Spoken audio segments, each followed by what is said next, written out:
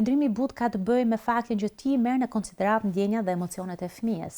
Ti e dëgjon fëmijën dhe më pas ndërhyn për t'i dhënë qoftë mësimin, qoftë korrigjimin. Vendosja e kufijve është një element shumë i rëndësishëm e cila lidhet me disiplinën.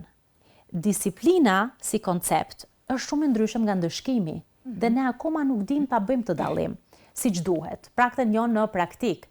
Ndëshkimi ka të bëjë me ndjesitë që i krijohen fëmijës mbi faktin që ti nuk je i mirë mjaftueshëm, ti je gabim, ti s'ja del dot, ti s'funksionon, ti je i keq, më ke mërzitur mua dhe prandaj ti do ndëshkohesh.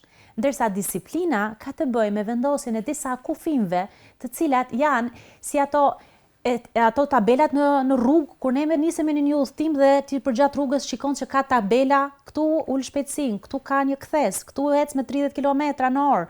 Pra, këto janë tabela orientuese. Dhe nëse një shofer nuk i ka këto rrugës, do krijohet kaos në rrugë dhe mund të rrezikohet jeta. Kështu që e njëjta gjë është dhe me fëmijën.